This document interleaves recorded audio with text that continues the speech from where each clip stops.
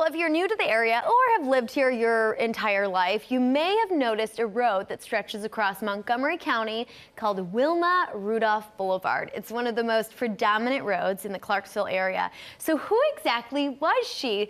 Well, we turned to the experts to find out. We are here with Michelle with Visit Clarksville and Frank with the Customs House Museum and Cultural Center. Welcome in. Thanks for having us. I'm excited to have this conversation. Wilma Rudolph wasn't just an Olympic gold medalist. She was so much more. Let's start at the beginning of the story. Well, she was born the 20th of 22 children, so that's quite an obstacle to overcome there. She was diagnosed with pneumonia and then polio at age 4. So she was in a leg brace and was told that she would never walk again. At some point early in her life, her mother told her she could do whatever she set her mind to doing. So one of her famous quotes is that she chose to listen to her mother. And when she went to school and kids were making fun of her for wearing the brace, she was taking her brace off and hiding it under her desk. And now we know that was good because that was strengthening those muscles.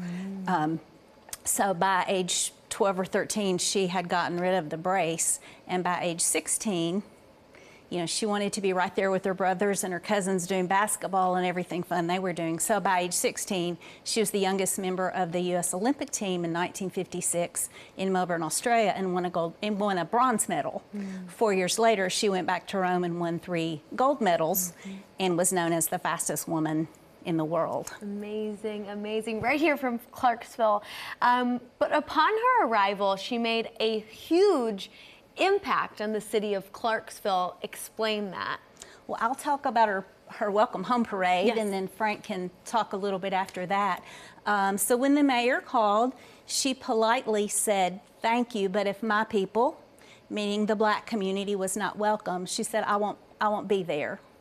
And this was a 20-year-old, you know, didn't grow up in the social circles with the mayor by any stretch.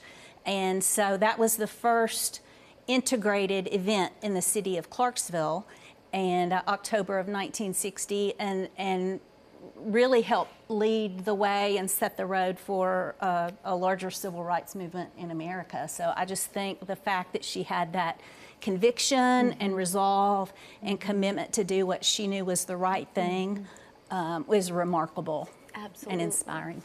Absolutely. As a 20-year-old, she used her bully pulpit, her celebrity status in the world. She was by then already a world figure. News traveled fast that this young girl overcame all this. And she really did bend the curve of social justice in a very short time. She opened the door for women now. The young lady who just talked about Sparkle Smash. You know, she's building on that same legacy that Wilma Rudolph built on. And so now going forward, you know, we look back and say, well, how did Wilma influence not only her own generation, but the future generations?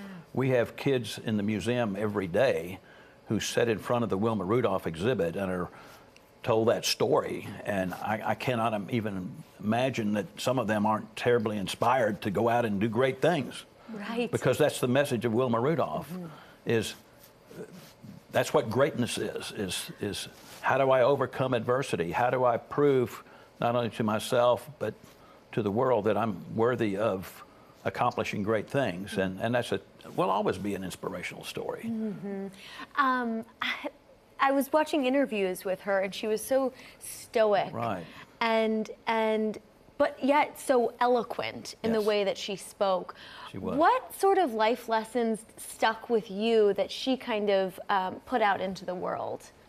I think the first thing is that she just was determined. You know, she had and I guess any Olympic athlete, anybody competing at that level, has to be a fierce competitor. But she was determined after hearing, you know, expert medical opinion that she would never walk. And she just wanted to do that. You know, she was not going to sit the rest of her life and not enjoy the things that she was naturally gifted at and wanted to do. So she found a way. She made a way and found a way and worked through that. And I can't imagine the physical pain, but just the mental fierceness that took to overcome. We can all take a page out of her book. Yes. Thank you so much. This Sunday is Wilma Rudolph Day. So the next time you visit Clarksville, check out the Wilma Rudolph statue on Champions Way. You can read more about the statue and great events and businesses in the area. And the exhibit at the Customs House Museum. That's right. You got to visit the Customs House Museum and visit ClarksvilleTN.com. Thank you both so much. Thank you for having me.